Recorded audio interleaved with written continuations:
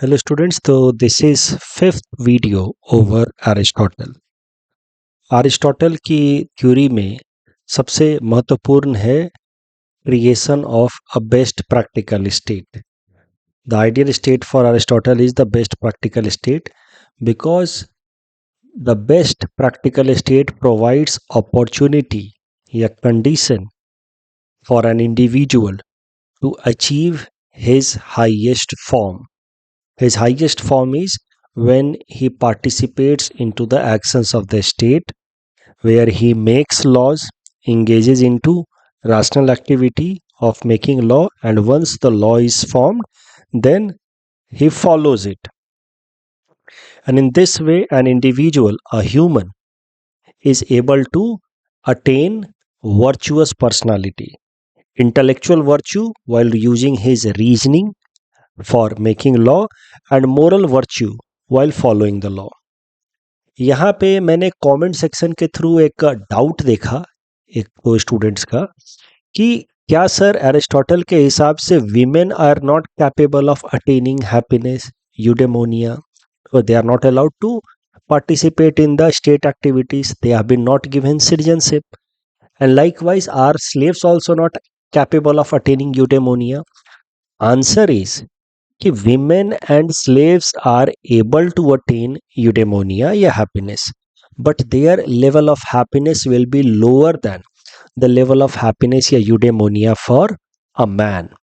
A man can reach to a higher level of eudaimonia, happiness, as per Aristotle, because man has ability to reason. So man can participate into activities of state, and that will give him higher level of eudaimonia. Women can also attain, but their eudaimonia would be lower. तो basically दुनिया की हर एक entity अपने अपने यूडेमोनिया को attain कर सकती है अपने बेस्ट फॉर्म को अटेन करके. जैसे सीड फुल ग्रोन ट्री में कन्वर्ट हो जाता है, तो इसका मतलब उसने अपना मैक्सिमम पॉसिबल यूडेमोनिया या हैप्पीनेस अटेन कर लिया है, बट उसका जो हाईएस्ट यूडेमोनिया होगा it will be lower than eudaimonia attained by women, and women ka eudaimonia highest level would be lower than eudaimonia attained by man if the man reaches to the level of state, becomes state man. ठीक है, so this is all about eudaimonia या happiness of the level of difference of eudaimonia between men and women as well as slaves. Slave से ज़्यादा happiness attain कर सकती हैं women, क्योंकि उनकी रीजनिंग स्लेव्स के मुकाबले ज़्यादा है as per Aristotle. So ideal state is the core concern, best practical state is the core concern of Aristotle, and for that he has given many theories. He has studied many constitutions, 158 constitutions, and then he has given his theory of polity, which is the best possible state. Related with that he has given theory of citizenship, और भी उन्होंने कई सारी theories दी हैं in his pursuit of developing an ideal state.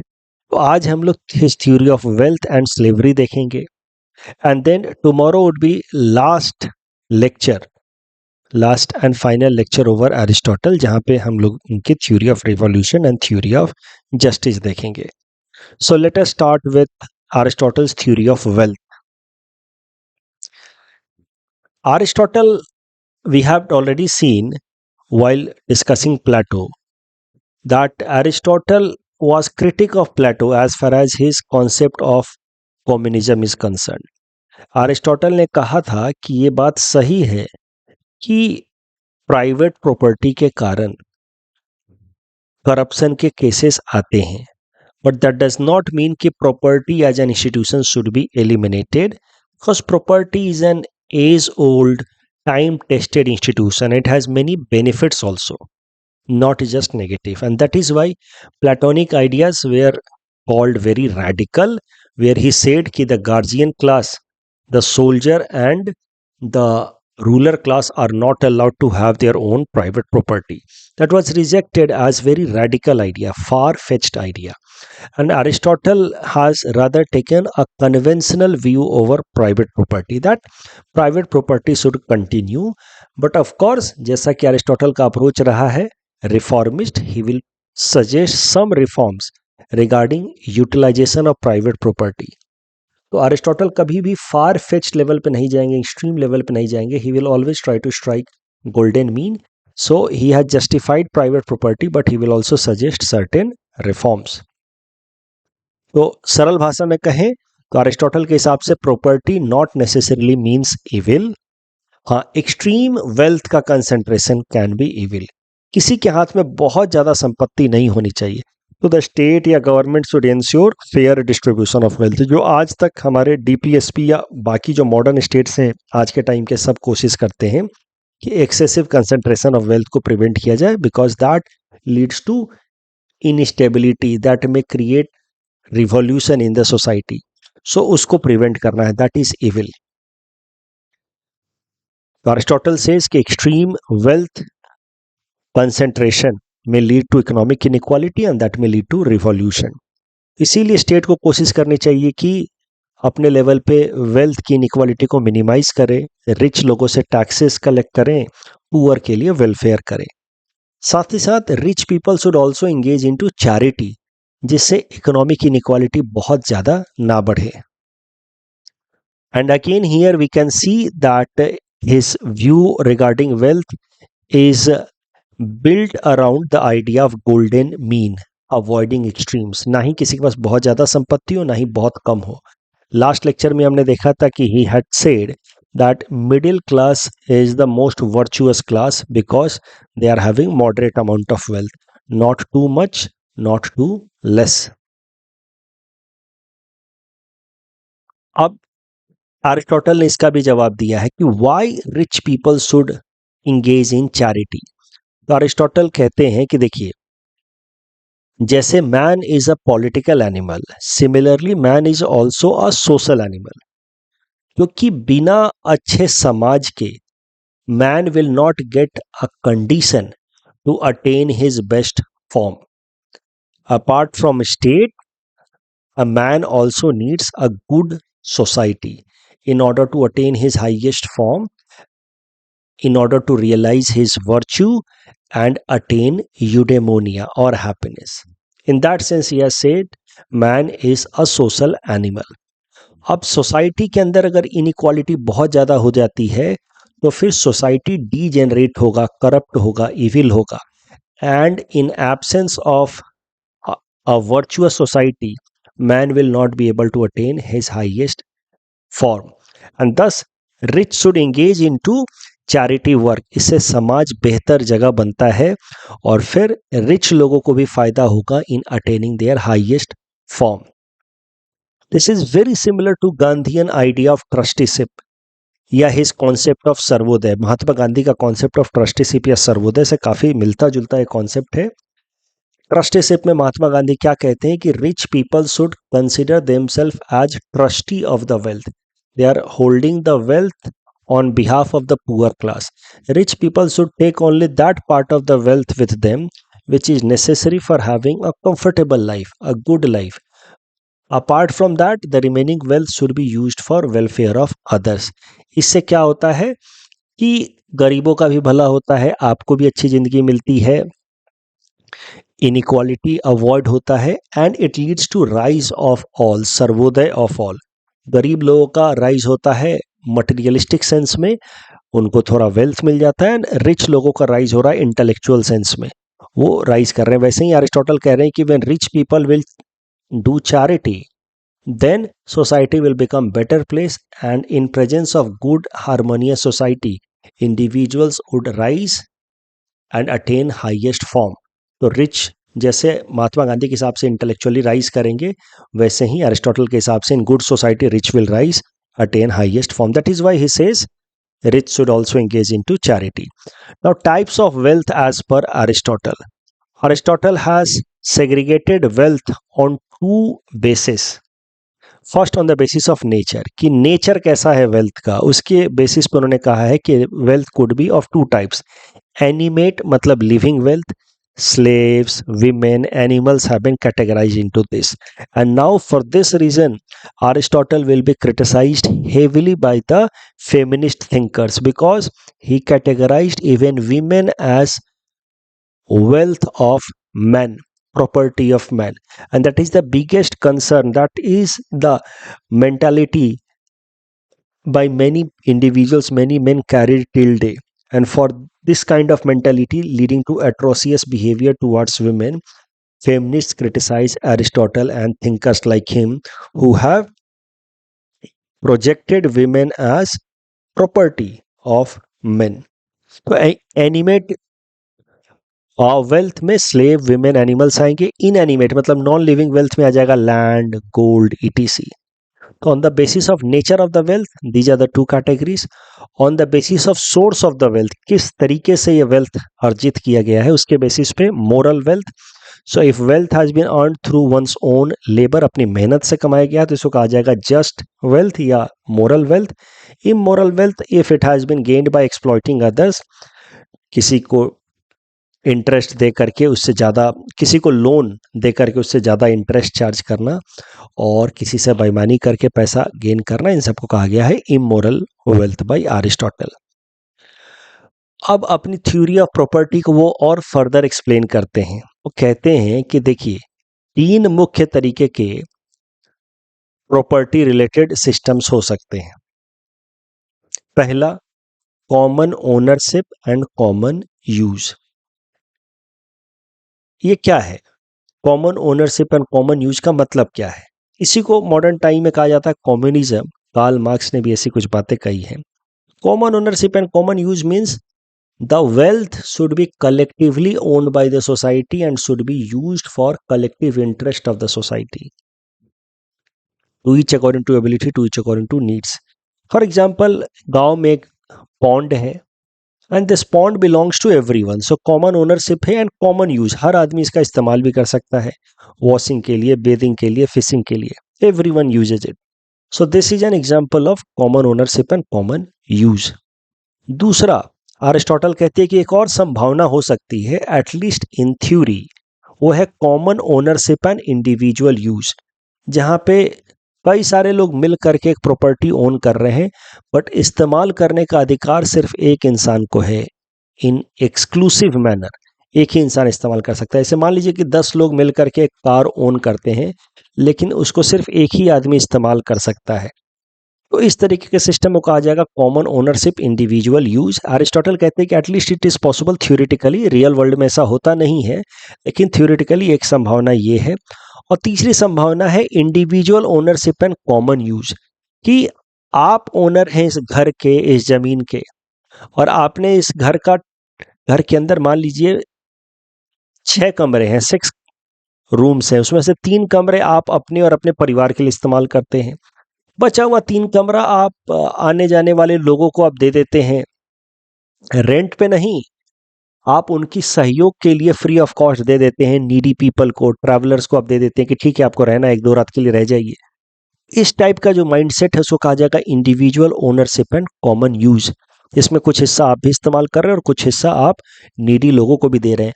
और चौथा तरीका जो है प्रॉपर्टी के इस्तेमाल का, वो तो कॉमनली प्रैक्टिस होता ही है, वो है individual ownership and individual use. हमारा घर है, हम ही इस्तेमाल करेंगे, मेरी कार है और मैं ही चलाऊंगा और किसी को नहीं चलाने दूंगा. दैट इज तो commonly practised. Apart from that, individual ownership and individual use, Aristotle said that there are 3 systems of property: common ownership, common use, common ownership, individual use, and individual ownership, common use. And then he analyzes कि इनमें से सबसे बेहतरीन कौन है.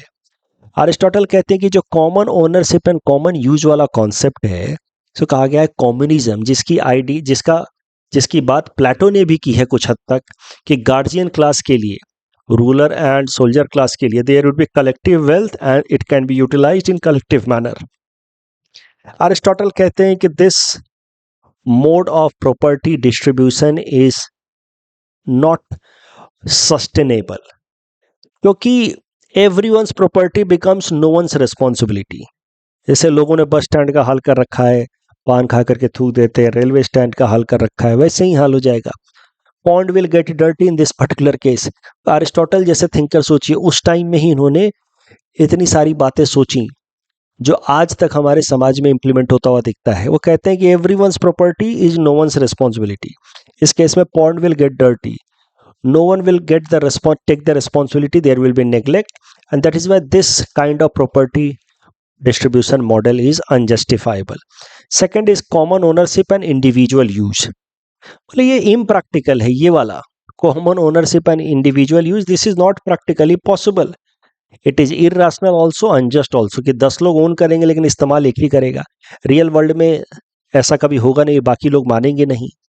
And irrational भी है, unjust भी है। It is unjust against these people who are not allowed to use, so he has rejected this also. Aristotle कहते हैं कि जो तीसरा तरीका है individual ownership and common use, जहां पे आप एक घर ओन कर रहे हैं या आपकी कुछ प्रॉपर्टी है, कुछ हिस्सा आप खुद के लिए इस्तेमाल कर रहे हैं, बाकी आप दूसरों के लिए दे रहे हैं, this is the best and practical system. This is the best, क्योंकि इसमें चैरिटी की भी भावना आती है, चैरिटी भी कर रहे हैं आप, तो इससे आपके अंदर वर्च्यू भी इनकलकेट हो रहा है। And this model is very similar to Gandhian concept of trusteeship, जहां पे आप वेल्थ को होल्ड करें but a part of wealth must be contributed towards common well being, and that will lead to Sarvodaya, rise of all. So this is Aristotle's theory of property या wealth. Now let us talk about Aristotle's theory of slavery, because slaves are also a type of property only. So if a question is asked on Aristotle's theory of property, there one or two lines could be written on slavery also, while a separate question on Aristotle's theory of slavery can also be asked. Aristotle's theory of slavery.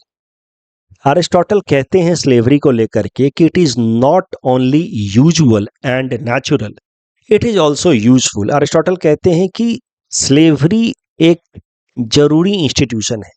देखिए, Aristotle ancient Greek society के thinker थे, और ancient Greek society में slavery was a common phenomena. लोगों के घरों में slaves हुआ करते थे, जैसे लोग घरों में अपने जानवर रखते थे, वैसे ही कुछ स्लेव्स भी रखते थे जिनका काम होता था घर के काम काज करना। स्लेव और नौकर में अंतर होता है। स्लेव का मतलब ये है कि that person has no rights at all, उसके कोई अधिकार नहीं है, उसको आप काम कराएंगे, मर्जी आएगी तो उसको खाना देंगे, नहीं तो नहीं देंगे, उसका कोई इंटाइटलमेंट नहीं है।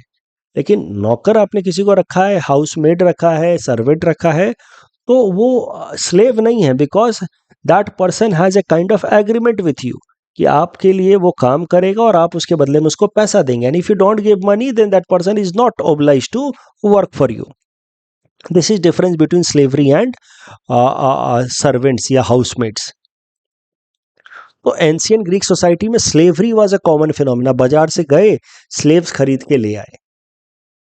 स्लेव्स कौन लोग होते थे उनके बारे में भी देखेंगे, but institution of slavery was exploitative, and इसको लेकर के प्लेटो जैसे थिंकर्स ने कहा है कि it must be completely removed, और person should be categorise into 3 groups, worker, producer class, soldier class and ruler class. लेकिन एरिस्टोटल कहते हैं कि slavery is very useful, natural.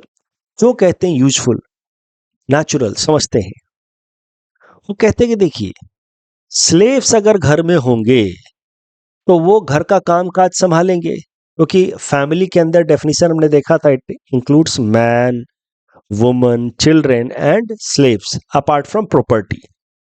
तो स्लेव्स होंगे तो घर का काम काज संभालेंगे, तो घर का काम काज जब संभालेंगे तो इससे जो मैन है उसको लेजर टाइम मिलेगा, खाली टाइम मिलेगा to participate into state activities of law making. उससे क्या है, man will be able to attain his highest form. So slave is very very important to provide leisure time to man so that man evolves. और slave को भी उसके बदले में क्या मिल जाता है, उसको shelter मिल जाता है, उसको खाना मिल जाता है। So master and slave both help each other, both need each other. And their relation is just like there is relation between body and mind. Mind is like master and body is like slave. Both complement each other, cooperate with each other. So in this way, he has said that slavery is very useful, because without slaves, the master will have to do day-to-day house activities. वो घर के काम काज करेंगे, तो when will the master participate into the arena of state and law making function, and then when will the master evolve and attain his highest form? In that sense he has said that it is natural and useful. Natural इसलिए कहते हैं Aristotle क्योंकि उन कहते हैं कि slaves को design ही ऐसे किया है नेचर ने कि वो फिजिकली बहुत पावरफुल है and they are very suitable for doing these household manual work, but mentally they are very weak, तो nature ने उनको ऐसे डिजाइन किया है। and likewise the man, उसको नेचर ने ऐसे डिजाइन किया है कि वो फिट नहीं है for household work, but the man is very suitable for higher rational activity, so it's a natural institution and useful institution also. अब सवाल ये उठता है कि अरिस्टोटल ने स्लेवरी को क्यों जस्टिफाई किया। जवाब वही है जिस कारण से उन्होंने विमेन के पार्टिसिपेशन को रिस्ट्रिक्ट किया इन एक्टिविटीज ऑफ स्टेट, वही कारण है कि he justified slavery, and that is that Aristotle was a pragmatic and reformist thinker. So unlike Plato, he did not wanted to say any radically idealist idea कि abolish slavery, give equal position to women, because कुछ ऐसी बातें कह दें जो current mindset से बिल्कुल opposite है, जो पॉपुलर फिनोमेना से बिल्कुल अलग है, then society will completely reject such proposal, and in that case you will end up becoming idealist and radical and will have no practical relevance. Aristotle wanted to give some practical suggestions, pragmatic suggestions जो implement हो, जिससे समाज में सच में reform आए। उन्होंने slavery के institution को जस्टिफाई किया, but at the same time उन्होंने स्लेव्स के इंपॉर्टेंस को भी हाईलाइट किया कि उसी स्लेव्स हैं तो ही जाकर के मास्टर्स जो हैं वो स्टेट की एक्टिविटीज में पार्टिसिपेट कर रहे हैं, तो स्लेव्स का रोल बहुत जरूरी है आपके जीवन में।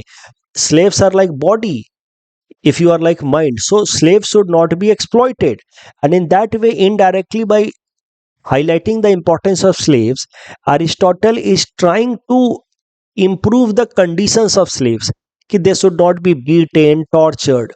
Aristotle's goal was not to abolish slavery, because in that attempt he would fail completely like Plato, and he would be categorized as an idealist and radical thinker.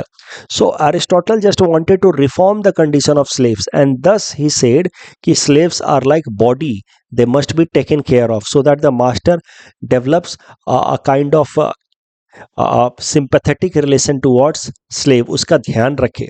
तो यही था अरिस्टोटल का मकसद कि वो स्लेवरी के इंस्टीट्यूशन को abolish करने के चक्कर में पूरी तरह से इरेलेवेंट नहीं होना चाहता था, rather he wanted to improve the conditions of slaves.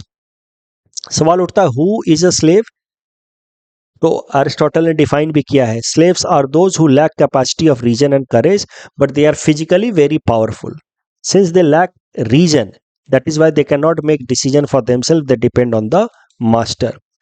Slaves के दो कैटेगरी भी बनाई गई है, नेचुरल स्लेव्स अरिस्टोटल कहते हैं। नेचुरल स्लेव्स कौन से हैं, जो स्टेट के अंदर ही रहने वाले लोग हैं बट मेंटली बहुत कमजोर हैं, designed by the nature in such a manner that they are intellectually very weak, they are, उनकी नीड्स जो है वो बेसिक नीड्स हैं फूड एंड शेल्टर की, and they are involve in household activities taken care by the masters. तो natural slaves वो हैं जो स्टेट के अंदर पहले से रह आ रहे हैं, जनरेशंस आफ्टर जनरेशंस, और उनके बच्चे। और नेचुरली अरिस्टोटल कहते हैं कि ये दिमाग से मानसिक तौर पे काफ़ी कमज़ोर हैं, बट अरिस्टोटल ने इनडायरेक्टली नेचुरल स्लेव्स के लिए एक एग्जिट रूट भी दिया। वो कहते हैं कि अगर मान लीजिए कि आपके माता पिता स्लेव्स थे, अगला जनरेशन का बच्चा अगर एक्स्ट्रा ऑर्डिनरी मेंटल एबिलिटी दिखाता है तो कोई ज़रूरी नहीं है कि उसको भी स्लेव रखा जाए, उसको स्लेव से बाहर निकाल करके फ्री सिटीजन बनाया जा सकता है। तो indirectly I hope you are seeing, rather than directly attacking institution of slavery and abolishing it, Aristotle has first of all tried to create a condition जहाँ पे slaves का exploitation ना हो, प्लस उन्होंने एक एग्जिट रूट भी provide किया है for the children of slaves, कि अगला जनरेशन का अगर कोई बच्चा सच में कैपेबल हो तो उसको भी स्लेवरी में ना रहना पड़े। तो इस तरीके से अरिस्टोटल थोड़ा थोड़ा इंप्रूवमेंट की तरफ काम कर रहे हैं रादर देन रेडिकल चेंज। तो एक हो गए नेचुरल स्लेव्स, जो मान लीजिए एथेंस की हम बात कर रहे हैं, तो एथेंस में कई जनरेशन से जो लोग स्लेवरी का काम कर रहे हैं उनको कहा गया नेचुरल स्लेव्स, और ये ऐसे लोग हैं जो मंद बुद्धि वाले हैं, ऐसा अरिस्टोटल कहते हैं। But then there are some artificial slaves also, जैसे कि प्रिजनर ऑफ वॉर, दूसरे किसी स्टेट पे अटैक किया आपने और वहां के लोगों को आपने कैप्चर कर लिया, तो वो सब हो गए prisoner of wars. They are called artificial slaves. उनको भी स्लेव्स बनाना है, but they will be known as artificial slaves because they are not naturally designed to be slaves like these natural slaves, but they have been captured, so now they will be slaves। उसके अलावा जो criminals हैं, Athens के अंदर रहने वाले, किसी ने ऐसी हीनस क्राइम किया है, so they are also considered as slaves, और उनसे भी स्लेवरी का काम करवाना है। And these people are very dangerous, तो they can be killed and punished. इनके खिलाफ एट्रोसियस एक्टिविटी की जा सकती है, लेकिन इनके अगेंस्ट नहीं करना है, नेचुरल स्लेव्स के अगेंस्ट। तो इस तरीके से अरिस्टोटल की जो थ्योरी ऑफ स्लेवरी है, वहां पे भी he has taken a kind of golden mean approach and practiced moderation, given some he wanted to bring some reformist tendency rather than completely giving idealistic and radical thoughts। And Aristotle's theory of slavery is very much consistent with his theory of justice। Aristotle की अगली theory हम पढ़ेंगे, theory of justice, ये वाली theory of justice में हम पहले कल पढ़ेंगे और देखेंगे कि वहां पे अरिस्टोटल एक बहुत महत्वपूर्ण डिक्टम देते हैं, equals should be treated equally, unequal should be treated unequally. और अरिस्टोटल की theory of slavery is in line with Aristotle's theory of justice. Equal should be treated equally, unequal should be treated unequally. और उनका मानना है कि slaves and masters could not be treated equally because दोनों की nature द्वारा बनावट अलग है, एक फिजिकली मजबूत है, एक इंटेलेक्चुअली बेहतर है। क्रिटिकल इवैल्यूएशन करें अगर, ऑफ कोर्स अरिस्टोटल का जो थ्योरी ऑफ स्लेवरी है it will not be able to stand the arguments of modern time. Modern time के थिंकर हुए हैं 17th 18th सेंचुरी के thinker Immanuel Kant. He has given the theory regarding human dignity, that every individual should be treated in dignified manner. He says every man is end in himself. No one should be treated merely as means. And this institution of slavery is treating this slave as a means for this man to attain his highest form.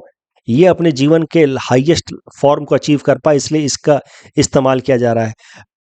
Can't के theory of human dignity where every man should be treated in and in himself, उस perspective से this concept of slavery can not be justified. उसके अलावा जो colonial exploitation करते थे Britishers ने, जैसे भारत को गुलाम बनाया, and they try to promote ideas like civilizing mission या वाइट मैन बर्डन, कि हम यहाँ आए हैं तुम्हें सिविलाइज करने के लिए, ये हमारी बर्डन है, it is our we white man burden to civilize you people. वो भी कहीं ना कहीं अरिस्टोटल के इस तरह के सोच से इंस्पायर्ड थे कि you people are designed by nature to become slave, we are designed by nature to become master. तो अरिस्टोटल के इस आइडिया से कहीं ना कहीं द civilizing mission या white man's burden was justifiable, and entire colonial exploitation was justified in the name of equal should be treated equally, unequal should be treated unequally, या some people are naturally designed to be slave। तो colonial exploitation को भी इससे justification मिलता है। तो इन सब grounds पे अरिस्टोटल की जो थ्योरी ऑफ स्लेवरी है वो मॉडर्न टाइम के आर्गुमेंट्स के सामने तो नहीं टिक पाएगी, मोरली अनजस्टिफाइबल। आज जिस तरीके की हमारी अंडरस्टैंडिंग है अबाउट मोरालिटी, ये क्या सही है, क्या गलत है, क्या नैतिकता, उस हिसाब से theory of slavery can not be justified. Servants are different but slaves are different. But Aristotle के जस्टिफिकेशन में या सपोर्ट में इतना कहा जा सकता है कि अरिस्टोटल की जो बातें हैं वो उनके कंडीशंस के हिसाब से, जिस समाज में थे उसके हिसाब से इवैल्यूएट किया जाना चाहिए। Every thinker is child of his time and Aristotle should also be evaluated as per the society in which he lived. And Aristotle was not actually interested in justifying slavery. He was rather interested in reforming the conditions of slave। Slavery तो already चल ही रही थी as a practice, और slavery में exploitation भी हो रहा था स्लेव क्लास का। अरिस्टोटल तो just wanted to reform the conditions of slave, and he knew that if he try to completely abolish it, that my theory itself will get rejected, and thus he took a middle path approach where he focused on reforming the condition of slaves। जहाँ उन्होंने कहा कि these slaves are like body, and slaves का अगला generation को exit option होना चाहिए if they show higher intellectual capacity. As I have already told you in the next video, that would be final video regarding Aristotle, we will be looking into his theory of justice, very important, where he will be giving the concept of equals being treated equally, unequal should be treated unequally। और उसी basis पे आज का current criminal justice system बना हुआ है।